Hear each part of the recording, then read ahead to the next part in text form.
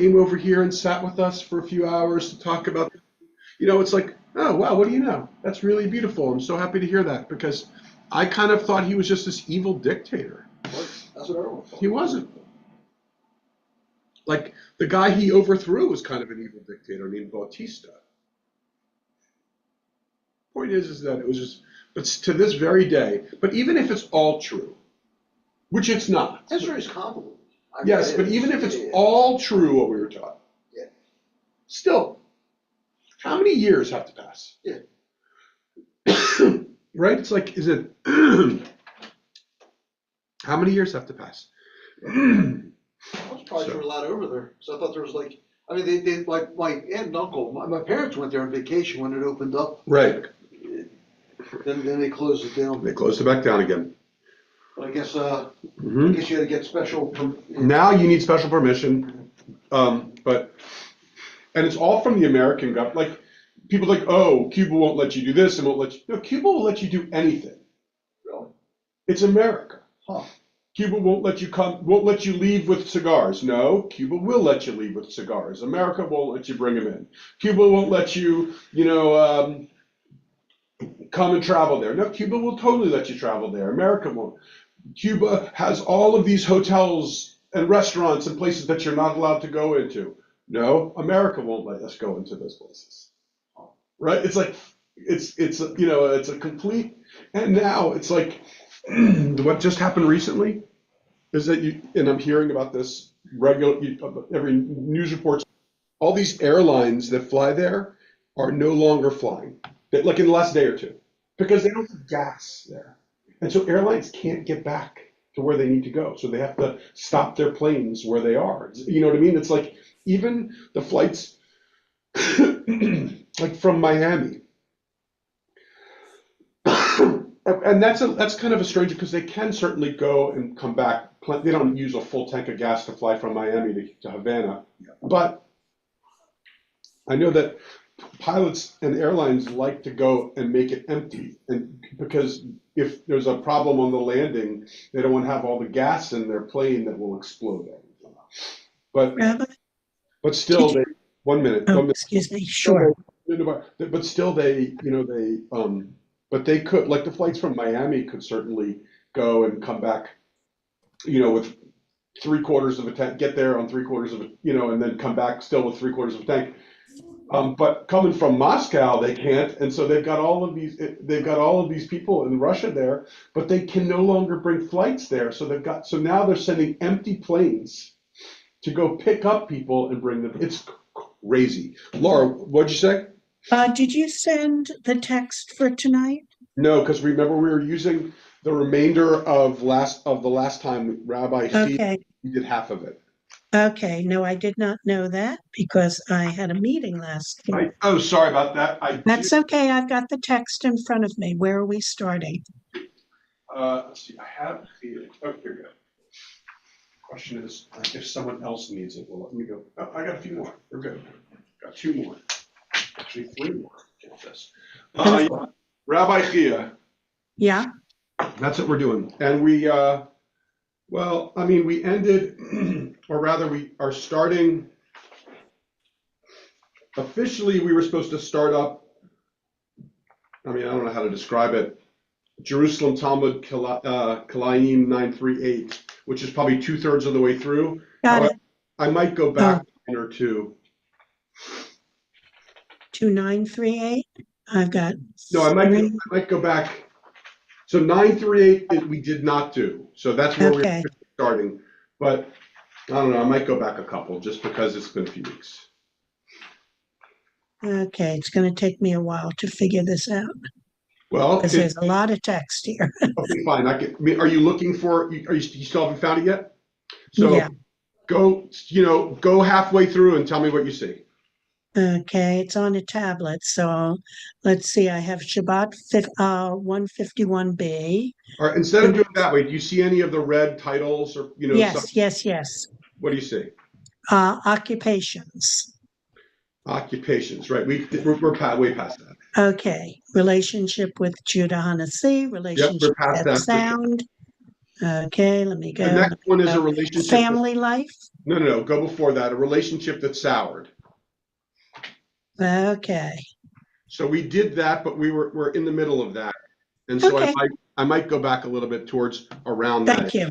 Sure. Thank you for your patience. No It's problem. hard to work on a tablet. Yeah, It's easy, not hard, but it's tricky. I hear you. Fine. Hey, Steve, nice to see you. Yeah.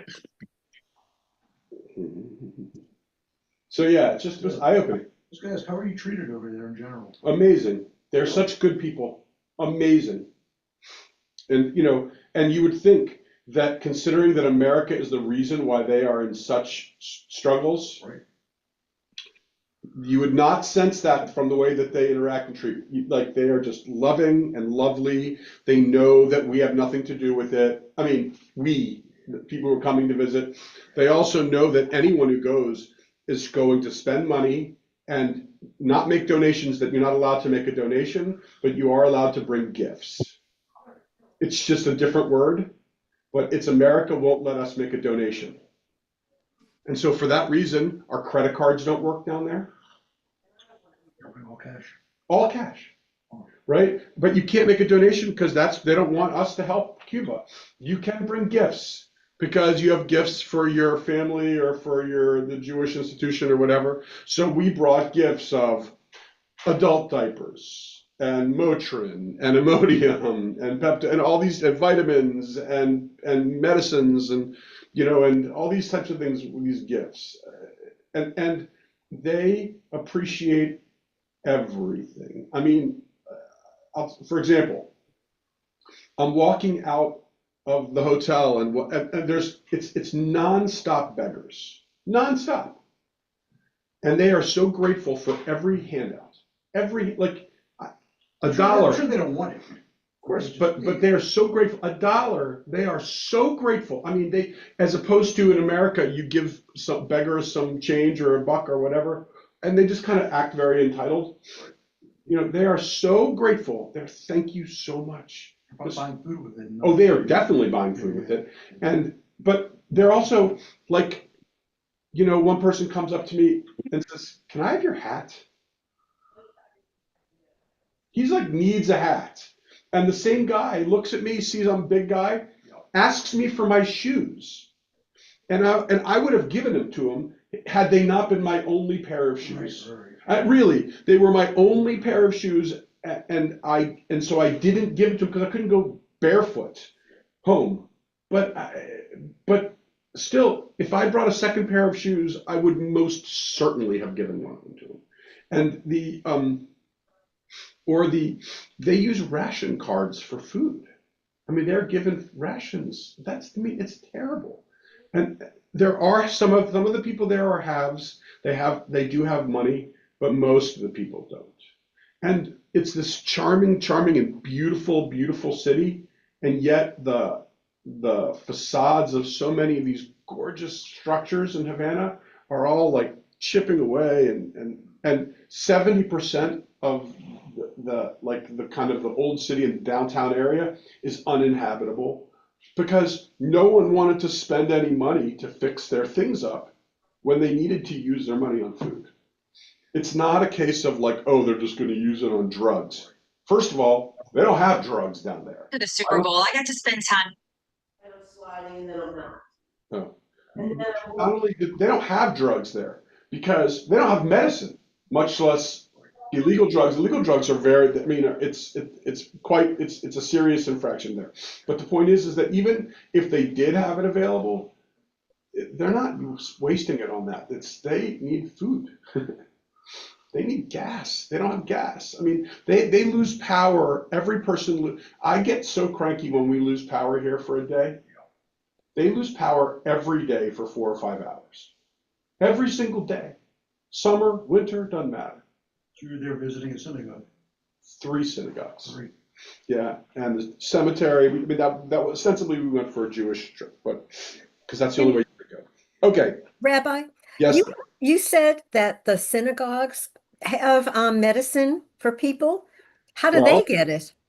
Donations. I mean, gifts. People tourists coming, Jewish groups coming by and giving them medicine. Okay. Yeah. The only place that actually has medicine is the hospital. It's in short supply, but the hospitals do have some medicines. Not a lot, but the only way to get, like, if you need antibiotics, your infection has to be so bad that you needed to go to the hospital.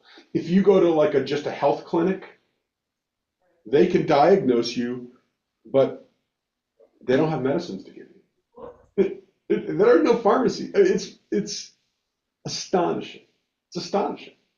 It's really, and so we brought medicines and stuff to the synagogue, and that synagogue was able to, gives it out to people, and just, for free, just give out medicine because people need it. I mean, the synagogue's gotten into the pharmacy industry, All right, is it just us tonight? Okay. Jeff in the room with me? The four of you guys on the call. And I know that Karen and Jim always watch this the next day. And so Karen and Jim, hope you're having a nice time in Nittanya.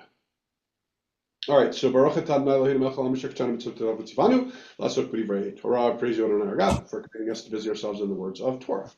Amen. Okay, so we're going to go back just a couple ones because it'll just help us kind of get zooming back into it. So where I want to start is, let me just recap. Instead of going and reading them all, I'm just going to recap what we know about Rabbi Chia. Now remember, just to remind you, Rabbi Chia is towards the end of the Tannaitic period. He is part of the Mishnah. He is part of the, he is, late Tannaitic period. That's with Rabbi Judah Hanasi, that period of time, 2 generations after, or 2 small generations after Yoshua and Eliezer and that kind of stuff. So we started out that we learned that he comes from, he has good lineage from King David. We learned that he's from Babylonia. He moved to Israel. We learned that he's tall. We learned that that he was well respected by Judah Hanasi as his counsel. We learned that that people ascribe such greatness to him. We learned that that when he would pray, that his prayers were efficacious, meaning that his prayers worked. We also learned that he was humble and honest, maybe a little scattered, perhaps, he's a little scattered from time to time. We learned that he was gentle and kind. We learned that he created a yeshiva in Caesarea. Tiberias, excuse me. We learned that, occupations. We learned that he was worked in silk, selling silk, fabrics, and we learned that he also had an expertise in assessing the value of coins. And most important, so it's not that big of a deal, but I think one person has some sound on in the back, which I can hear. I think it might be you, Bob. I'm muting you temporarily. Okay, so we also learned that he was connected and friendly with Judah Hanasi, the rabbi who was, even though I don't believe Judah Hanasi was intellectually one of the greats. It's not like he was not, he was an intellectual great, but not as I describe it. He wasn't on the Mount Rush, in my opinion, he wasn't on Mount Rushmore, although others claim that he was. So I think it's debatable, but nonetheless, what Judah Hanasi was, regardless of whether he was the smartest or deserved to be one of the greatest, he certainly had one of the highest offices. He was the #1 person in Israel, that's for sure, Judah HaNasi, and Chia, and he had a great relationship. That Judah HaNasi trusted Chia, and allowed him to be the only judge on cases. Normally, it'd be more than one rabbi to be a judge, but he would be the only judge.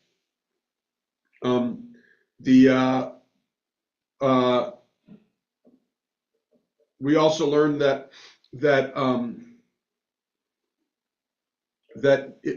oftentimes whenever there were issues that Judah HaNasi would turn to Rabbi Chia to help him kind of work through these things. And in one case, Rabbi Judah HaNasi got sick, and it was Rabbi Chia who helped kind of nurse him back to health and rebuild his knowledge of all the things that he kind of lost during his sickness.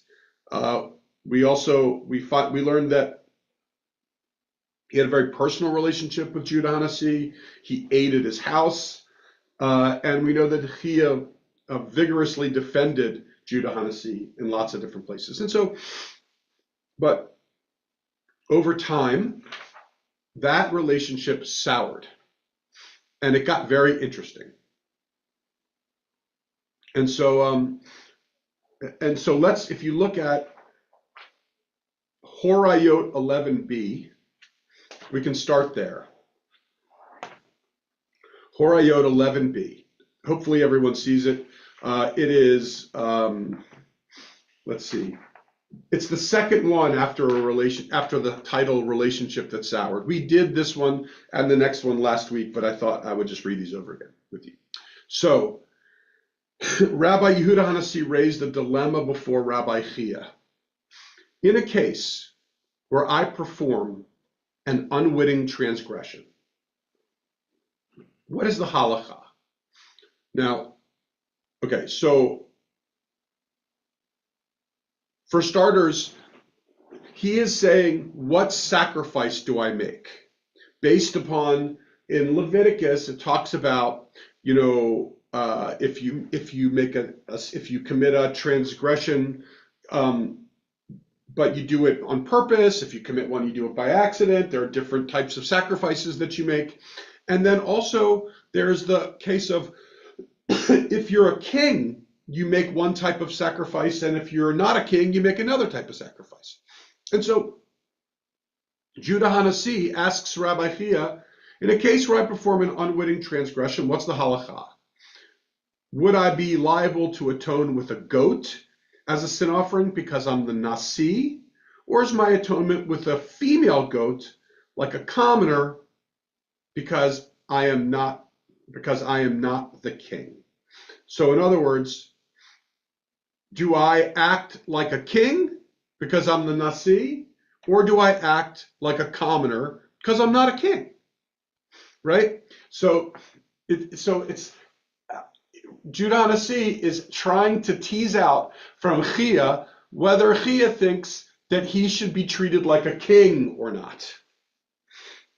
Chia said to him, your rival, the Exilarch in Babylonia, is as great as you. Therefore, you are not akin to a king. Right? In other words, if you have an equal, then you're not a king. And by the way, the Exilarch in Babylonia is named Rav Huna, and we're going to meet him a little bit later in a great story. Rabbi Judah HaNasi raised an objection to Rabbi Chia from a Baraita.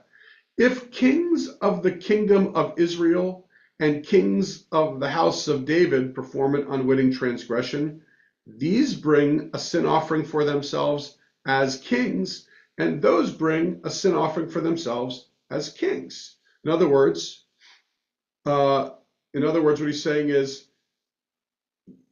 there are, in the case of when you have the leader of the house of David, which was the southern kingdom, or the house of Israel, which was the northern kingdom, when they were the kings, they were equal, and they both brought the same sacrifice. So therefore, it's okay to bring a sacrifice if you have an equal. Now, and by the way, this is all a theoretical conversation, because we don't sacrifice. We stopped sacrificing 150 years earlier. And so therefore, maybe even, 160 years earlier. So the very fact that they're even having this conversation is just as an intellectual exercise, even though it's not altogether an intellectual exercise, because I think Judah HaNasi is trying to get Chia to acknowledge that he's like a king. Rabbi Chia said to Judah HaNasi, there the kings were not subject to each other's authority. That is to say, back in the time of David and Israel. Here, we are subject to their authority. In other words, you're not equal to the leader of the Babylonian community. They're the leader of you. They have higher power and more authority than you do. So I guess what I'm trying to say is that, this is part of the section of the relationship that soured. That probably didn't help much when he said, not only are you not a king, not only are you not equal, but actually they're more important than you are. Just the start. So then the next one, Sanhedrin 38a.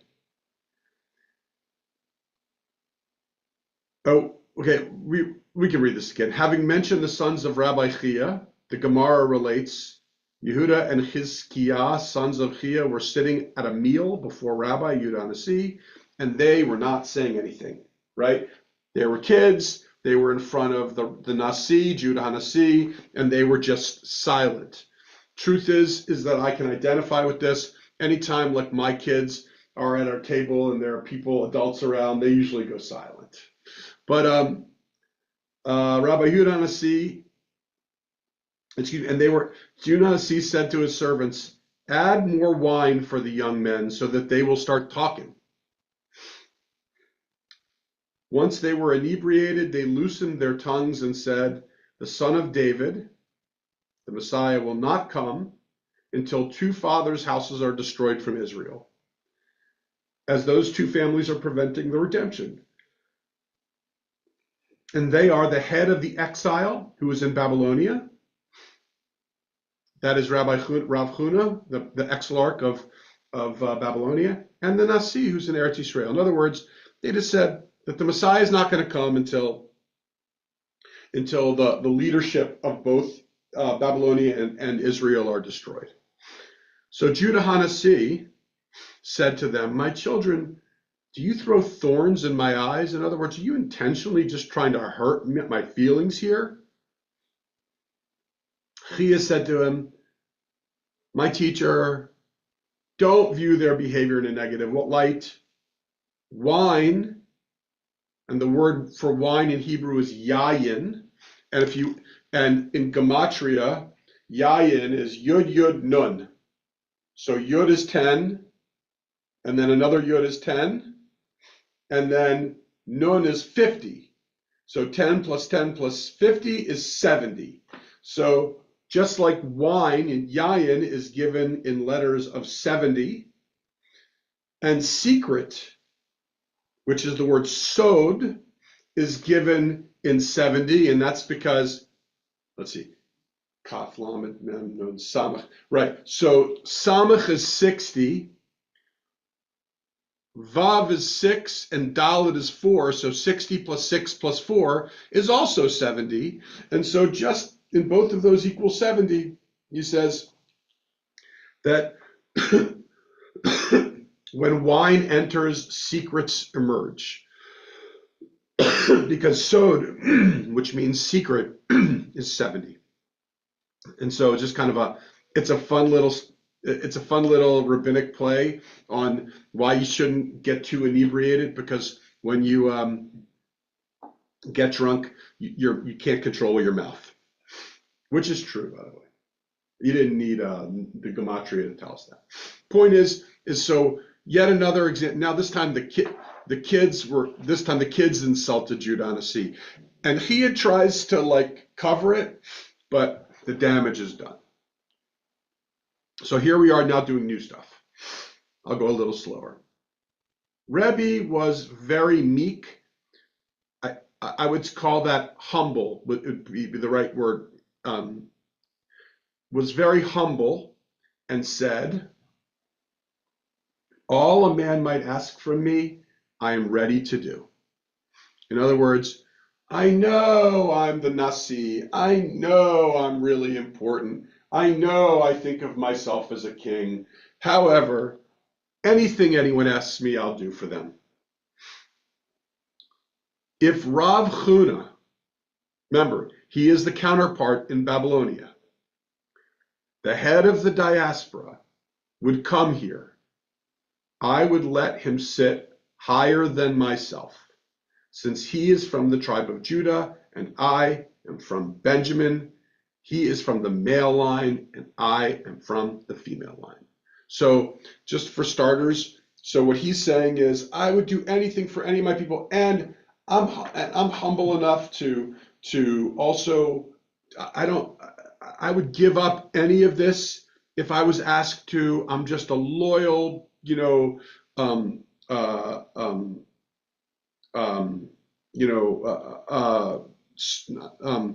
not servant, but yeah, servant. I'm just doing my best to guide our people. I'll do whatever is best for our people. So once the elder Rebbe Chia visited him and said, Rav Huna is outside. The face became saffron colored. So let's just kind of set the stage. Chia heard him say this, and Chia doesn't necessarily wants to test it. And so he says, hey, guess who's outside? Rabbi Huna, the guy who you said you would, agree to anything he would ask of you. And what happens? Rabbi becomes saffron colored. Saffron is dark red. He just becomes terrified because now he realizes that he is going to have to follow up with the grand statements that he made about I would do anything. And now he's actually being called to task to see if he'll actually do it like he said he would, right? So that's why and he doesn't want to. It was all bull. He never meant that. He still believes himself to be king. But now that he said it, and he says that, oh, here comes Huna's outside. So Rebbe's face becomes saffron colored. Rabbi Chia said, oh, I meant to say his coffin arrived. Right? So in other words, he knew what he was doing, and then he changed it because it turns out that Rav Huna died, and they brought his coffin to Israel.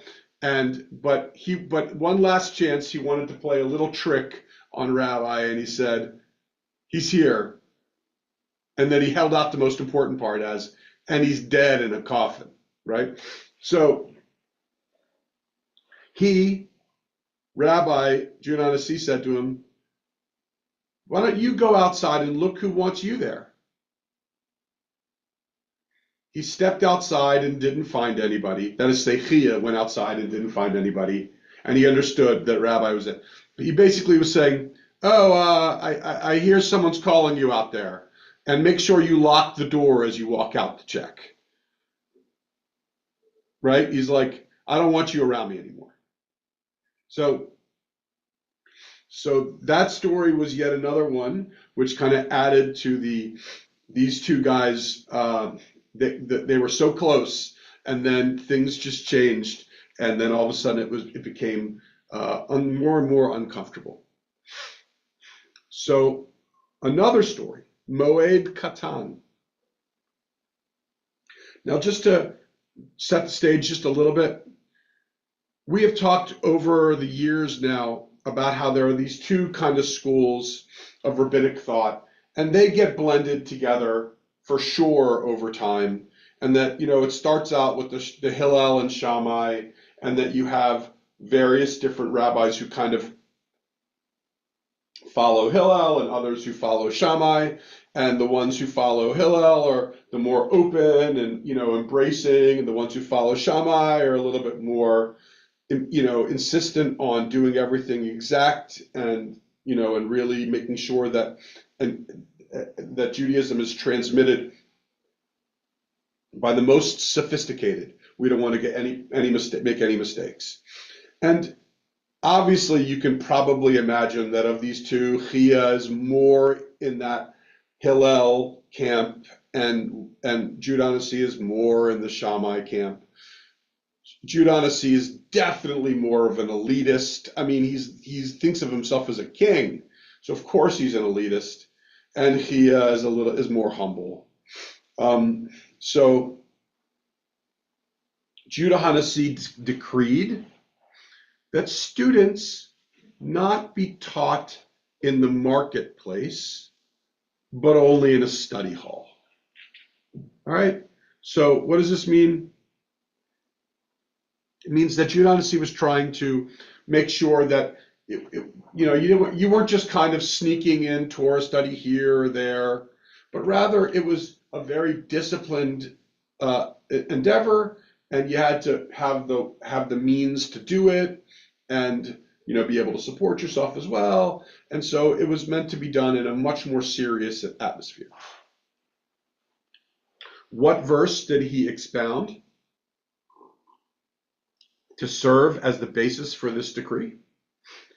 Well, from Song of Songs, it says, "Your rounded thighs are like jewels, the work of the hands of an artist." And its meaning, just as a thigh is normally hidden and kept covered with clothes, so too the words of Torah, which are the work of the hands of an artist, must remain hidden in the study hall. So basically what he was just saying was, of course, it's not hidden in the study hall, but rather it's meant to be, it's not meant for just everyone to see. So, despite Judah Hanasi's decree, Rabbi Chia went out and taught his two nephews, Rav and Rabba Bar Hana, in the marketplace. So, meaning that Chia decided that he was going to defy what Judah Hanasi had decreed and publicly teach his nephews in the marketplace. And remember, it's not just defying it, but he's doing it in a way which is public, so everyone sees that he's defying it. And look, I may like Chia more than I like Judah Hanasi, but Chia is completely wrong. He should never have done this, right? He should have argued more. He should have kind of come up with a compromise. I don't know, but he shouldn't have just defied him and done it in such a public way. But in any event, Judah Hanasi heard what he had done and became angry with him. When Chia came at some later date to visit him, Judah Hanasi mockingly said, "Iya, who is calling you outside?" By the way, do you remember we had him referred to as Iya, I think about a few weeks ago in a different situation? Oh, I think it was Oshaya who was learning from two people, and Rabbi Chia was just kind of insulted by being called Iya. In any event, Judah Hanasi said, "Iya, who's calling you outside?" Almost in the same way as he did in the previous one, in which he said, "Oh, I think someone's calling you out there. Go check, and we're going to be sure to lock the doors when you leave." Because remember, Judah Hanasi didn't invite him over. Just Chia came over just to visit, pretending nothing was wrong. But something was wrong, obviously. And so he said, "Who's calling you outside?" And Chia understood that Rabbi Hanasi had taken the matter to heart and was insulted by what he did. And Chia was wrong in that case. So now we move on to Ketubot 103a. Judah Hanasi said further to his attendants, I should introduce this a little bit, and that is to say, Judah Hanasi is dying. He is in bed on his last gasps, and he's dying. And he says to his attendants, I need the sages of Israel. Gather the sages of Israel for me. And so the sages of Israel entered his room. He said to them, do not eulogize me in the small towns, and reconvene the study sessions at the yeshiva after 30 days of mourning. In other words, I appreciate the fact that during Shloshim, there won't be, any studying going on, but after Shloshim, start having classes again.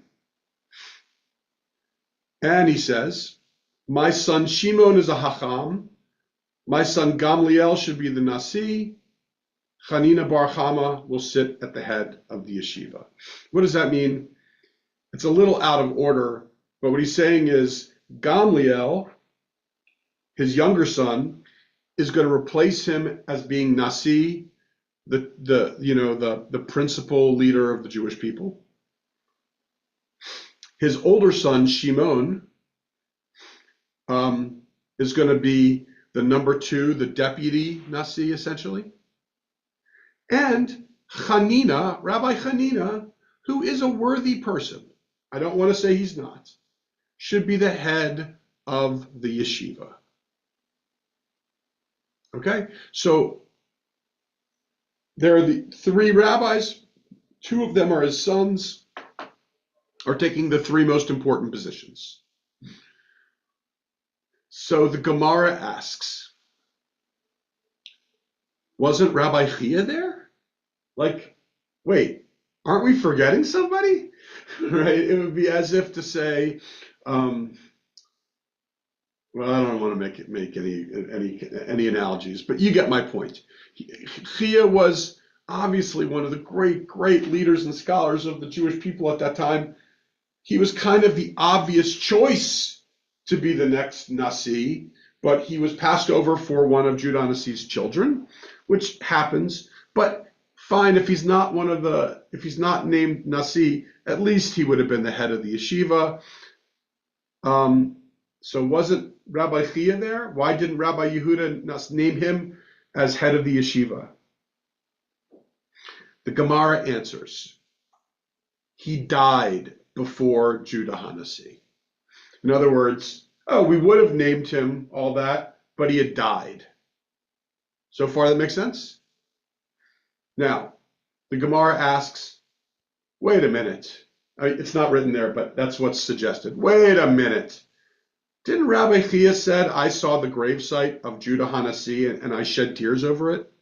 In other words, how is it, how could he have died if we read about him that he went and visited Judah HaNasi's grave? He didn't die. The Gemara answers, reverse the names. It was Judah Nasi who said that he saw the grave site of Rabbi Chia. It's like, it's manipulative. They're like, oh no, reverse it. It's the other way around. We just made a mistake, right? But then, Laura, I didn't hear it. That's a pretty big mistake to make. Oh yeah, but you'll see that turns out it's not a mistake. You'll see. Then it continues. The Gemara asks, all right, fine, we'll reverse that. It doesn't say that, but saying, all right, let's say we agree to reverse that. Didn't Rabbi Chia say on that day that Rabbi HaNasi died, sanctity ceased? In other words, don't we have a quote, though, about Chia talking about the day that Rabbi Judah HaNasi died? Again, the Gemara answers, reverse that one too. Right? Suddenly, I think we're starting to realize that it's not reversing it. What's his name? Judah HaNasi just didn't want to honor Rabbi Chia in any way because that relationship had soured so much, but no one wanted to think of Judah HaNasi as vindictive like that, and no one wanted to think of Judah HaNasi as acting in anything other than what's in the best interest of the Jewish world and community, and so they kept trying to say, oh, reverse it, or whatever, but in fact, it's starting to become almost amusing. So then it says, But isn't it taught in a Baraita? When Rabbi Judah HaNasi fell ill, Chia entered to be with him and found him crying. He said to him, "My teacher, for what reason are you crying?" And Judah HaNasi said to him, "I'm crying for the Torah and the mitzvot that I will be unable to fulfill after I die." Doesn't this indicate that Rabbi Chia was present at the time of Judah HaNasi's death? The Gemara answers, "If you wish, say that one must reverse the names and that it was Judah HaNasi who came to visit Chia prior to his death." So they're even trying to sneak that one more time about the reverse it. But they're starting to get a little embarrassed by that answer. And so then they said, "And if you wish," or maybe better said, "or if you wish, say instead that actually we do not need to reverse the names in all of the above statements, but rather explain that Chia was occupied with the performance of mitzvot. And Judah HaNasi thought, I will not hold him back from his performance of mitzvot, appointing him head of the yeshiva." In other words, because remember, what the Talmud is trying to do is not make Judah HaNasi look vindictive, which he is being utterly vindictive. And so what it does is it says it gives him it suggests that the reason why he didn't name him as Nasi is because, oh, he's too busy with his other things. He doesn't have the time. We're not going to burden him with this. We won't even ask him or talk to him about it because we know how busy he is, right? And so, in other words, it's that ridiculous line that you hear from at other times also, like, "Oh, like, why didn't you just call your kid and ask them to help you do, you had to go to the hospital. Why didn't you call your kid and just say, hey, can you help and give me a ride to the hospital? Oh, I didn't want to burden him. He's so busy. He would never have been able, I didn't want to call and burden him with it," right? It's like, you burden him with it. Of course you have. And here was, oh, we didn't want to burden Chia with this. That's why we didn't ask him to be the head of the yeshiva. It's laughable. Long and short of it is, the relationship between Judah HaNasi and Rabbi Chia started out so close and so connected and such good friends, and it ended in a very ugly way. And so much so that, they were both wrong, although I don't think Judah HaNasi did anything so wrong.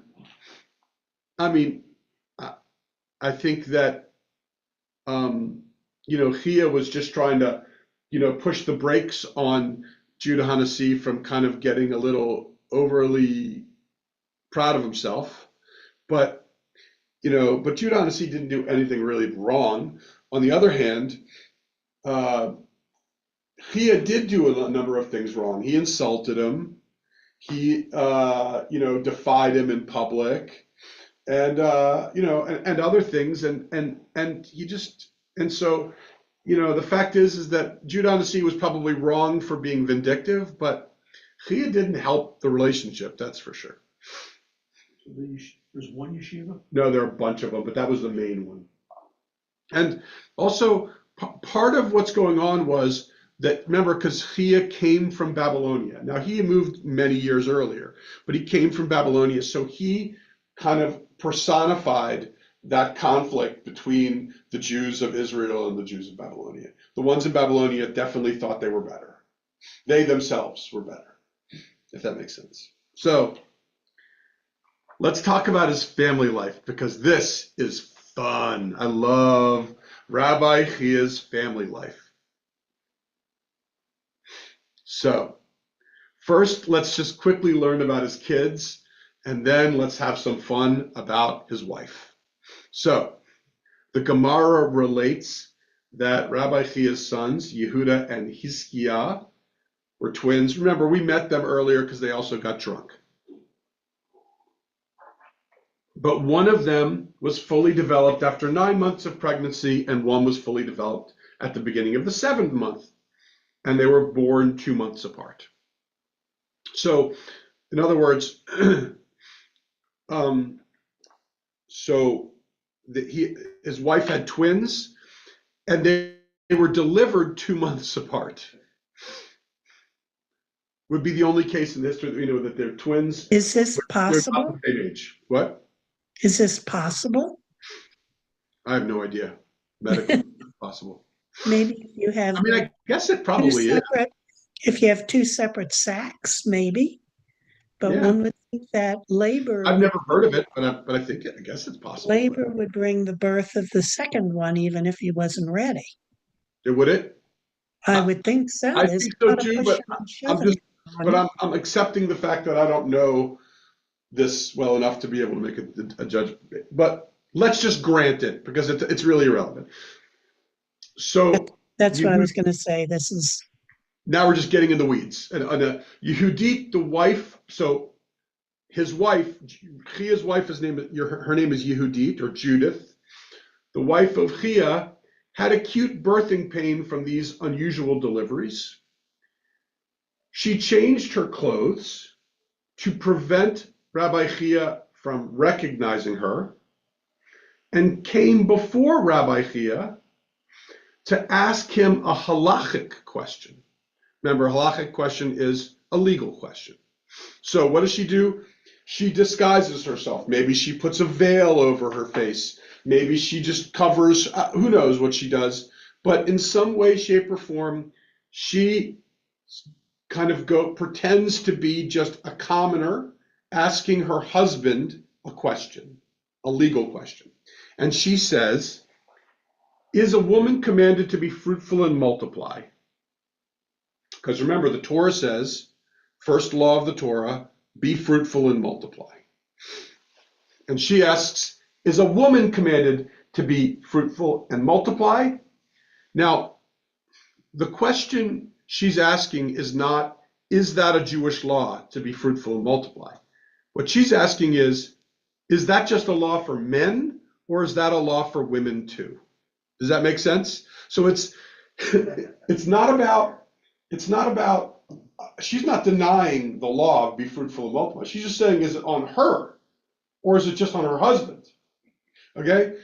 He said to her, no. In other words, it's not a law for a woman, just a man. So what did she do? She went and drank an infertility potion. She just made herself sterile.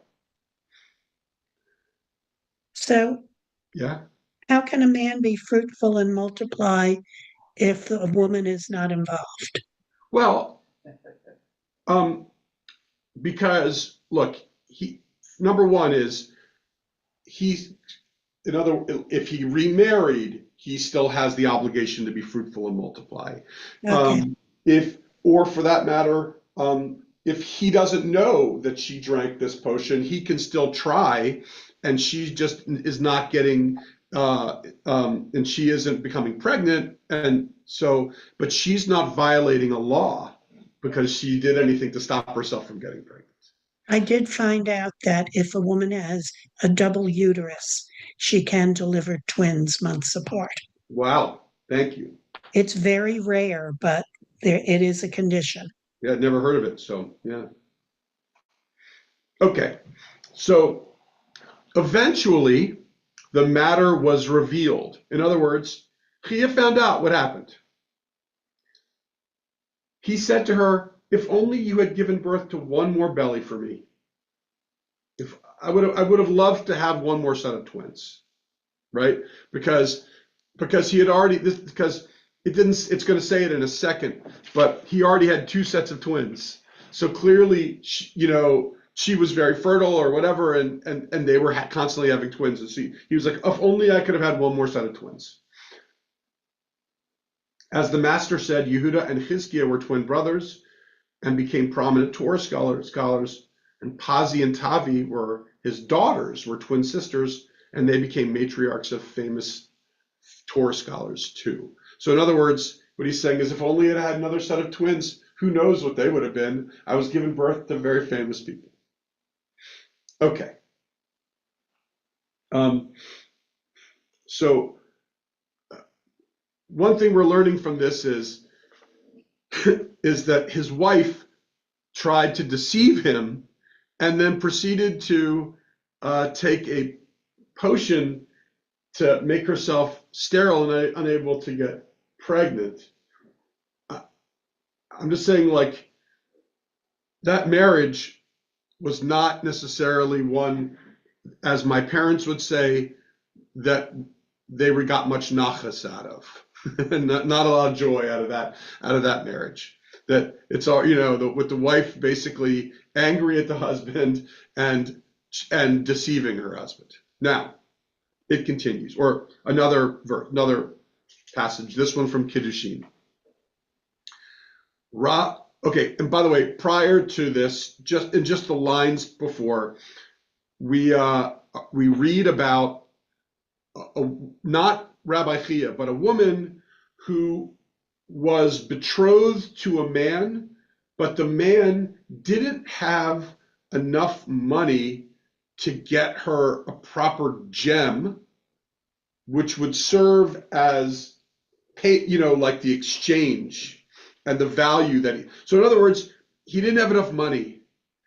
And so the betrothal was nullified. In the previous story, the betrothal was nullified because it wasn't worth, 2 prutas. So Rav Chisda explained, is this not similar to the case of Yehudit, wife of Rabbi Chia, who would have painful childbirths and therefore wished to leave Rabbi Chia? So in other words,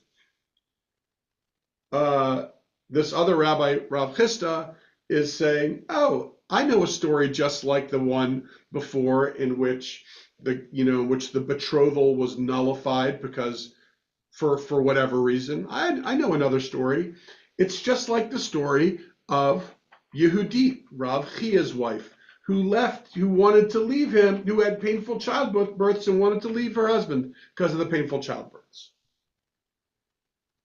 And now the story, it's like, and now Chisda is telling the story about what happened.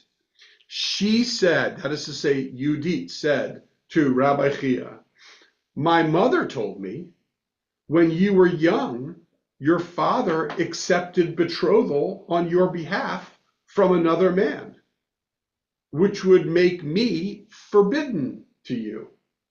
Right? So she's like, oh, I should tell you, I neglected to mention this to you before, but it was probably kind of relevant. I was engaged. I'm still engaged. My father set up an engagement for me with somebody when I was much younger. Right? She's like, turns out I shouldn't be married to you because I should be married to somebody else. He said to her, it's not in your mother's power to render you forbidden to me, as this testimony is insufficient. In other words, that's such a load. She's grasping at straws to get a divorce from him. And she thinks that the only way that she can get it is if she kind of convinces him that they were in an inappropriate or illegal marriage to begin with, and that it should be annulled. But it's really just her trying to just get a divorce from him. But she can't because he has to give her a divorce. And so I don't want to say it's funny, but it's funny to me. So then,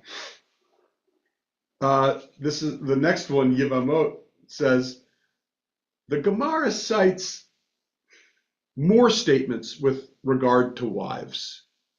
This is a different book of the Talmud, but it's still great. When Rav was taking leave of his uncle and teacher, Rabbi Chia said to him, may the merciful one save you from something that is worse than death. Right? So Rav is, at this point, is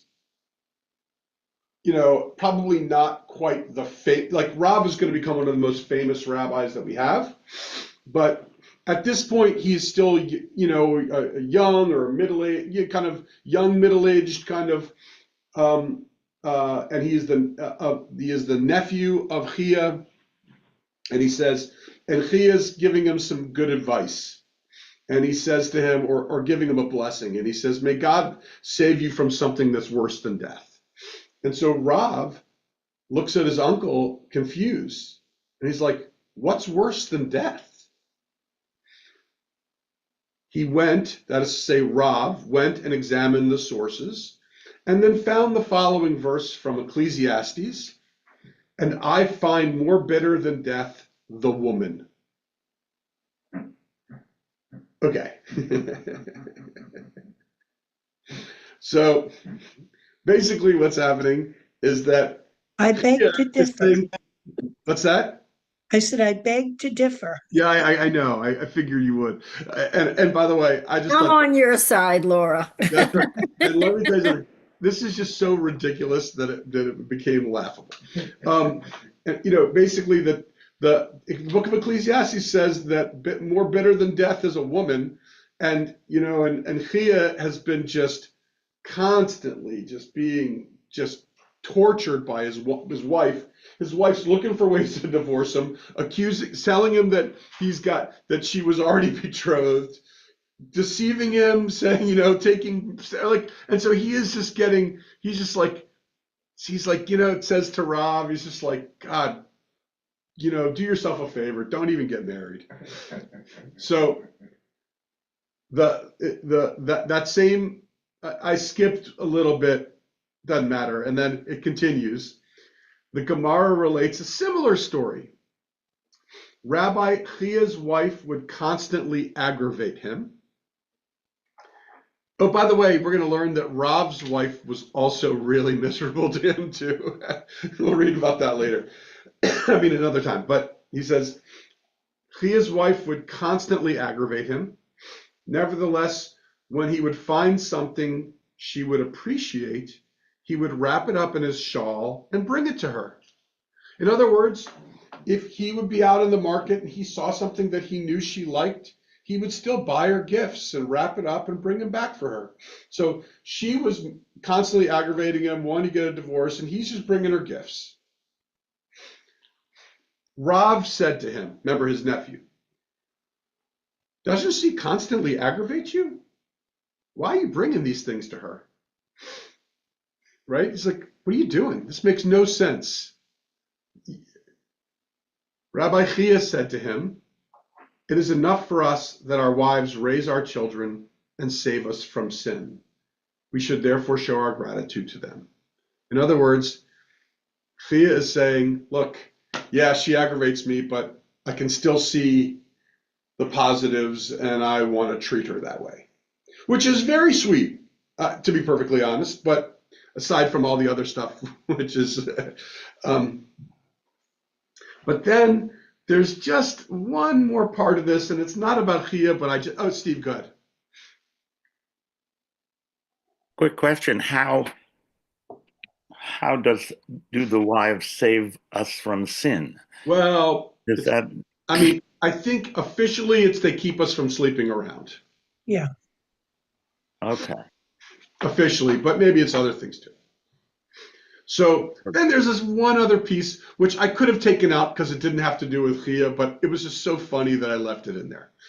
The Gemara cites a related incident. Rav Yehuda was teaching Torah to Rav Yitzchak, his son, and they encountered the verse, and I find more bitter than death the woman. His son said to him, hey, Dad, for example, whom? His father replied, your mother. It's just, it's, again, just to be clear, I find this, it's just so funny. It really is. It's so, again, please do not think that I agree with this at all. I think this is absurd, but I love the fact that the father and son are studying, and they're studying that verse, and he's like, what do you mean women are worse than death? He's like, just like your mom. She's a pain in my ass. It's just... Now, was this a time of arranged marriages, or were these love marriages that kind of fell to pieces? Both. Because you could reminds me, kind of see it more if it was an arranged marriage and they didn't know each other. But boy, they must have really fallen far. I disagree with you, believe it or not, Laura. I actually think the opposite. And Really? but it's going to be a surprising reason. I think that arranged marriages are more likely to work than marriages for love. And the reason why is because when you're in an arranged marriage, you realize that you have to work at this. It's not like you had some spark that happened. You have to, like, you're in a marriage, and that you have to put the time and put the hours and work at it, because if you don't, then you're strangers, right? Mm.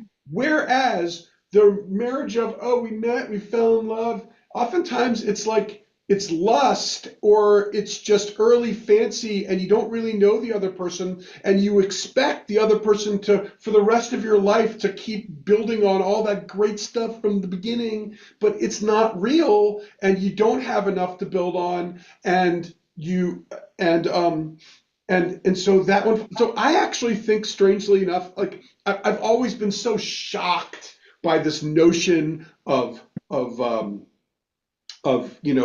arranged marriages, and I'm like, how on earth could they possibly work? Well, the couple they do meet once or twice, and they do have the capacity to refuse the marriage.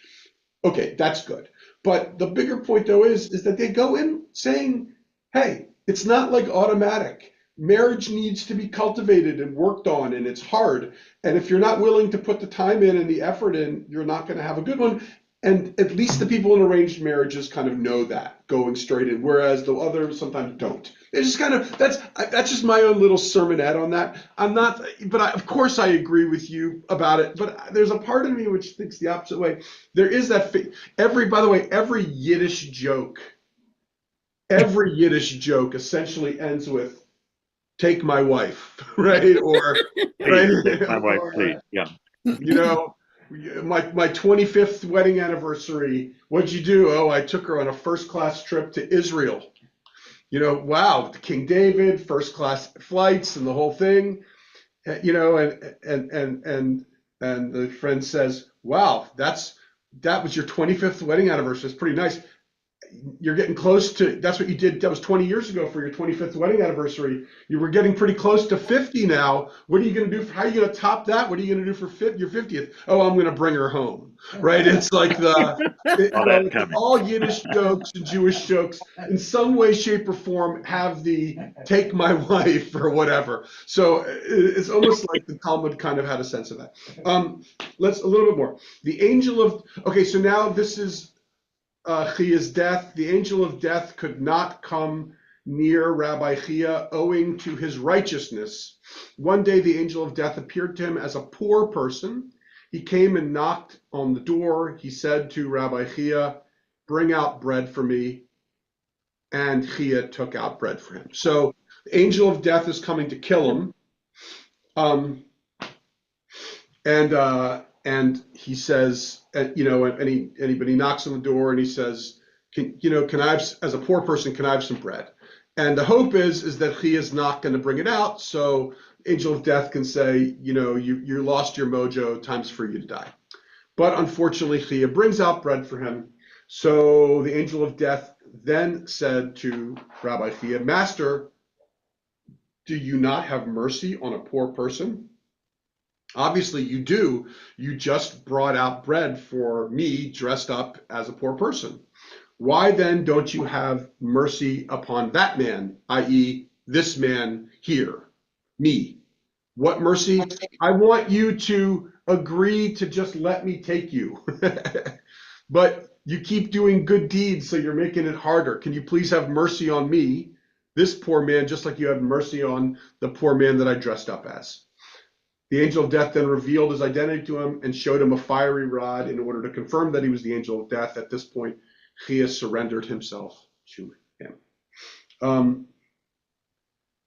And then, so that's just kind of how he died, or legendary, of course. And then finally, the body of Rabbi Chia's son, Yehuda, lay buried to the right of his father, and the body of his other son, Hizkiah, lay to his left.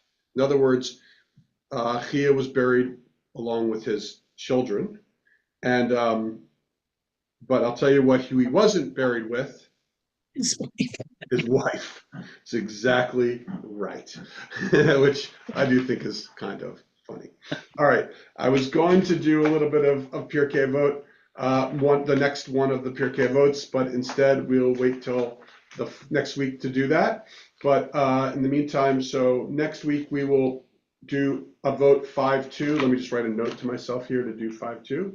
So wait, today is what, is the 10th? The 10th. So the 17th? No, wait, oh no, but is there a board meeting there? I think there might be a board meeting, so give me 1 second. Yeah, board meeting. So no class on the 10th, so on the 17th rather. I'm gonna be in New Orleans on the 22nd, 23rd, but I'm coming back on the 24th. I arrive at 5 p.m., so I should be back in time for this class. Only in the event of a serious, I'm planning on coming Oh, straight here. delay. Yeah. A serious plane delay would be the only reason, and I would obviously tell you guys if that's the case. But other than that, I expect to see you on 2/24/26. So look forward to seeing you in 2 weeks. By the way, for those who come to Torah study, actually, we won't. Next week is President's Day, and the following week I will be in New Orleans on the Monday. So we're not meeting for Torah or text study for 3 weeks. But guess what? The good news is we're starting with Joshua when I get back. So we're taking a little break and a nice opportunity then to start fresh with a new book of the Bible, which for those of you who come to the Torah study, I think it gets better. This stuff starts to get better because it's great narrative stuff with great fun. You can totally see when it's a polemic and it's intentionally just trying to say stuff which, for political purposes. It's just, anyway. So, and nonetheless, I look forward to seeing you all in 2 weeks or sooner. Okay, so you said we're going to be doing the next time this Pirkei Avot chapter 5. Yeah. And we already did the first one of chapter 5. We're going to do 5-2 next time. okay, so it's still the front page. Yep.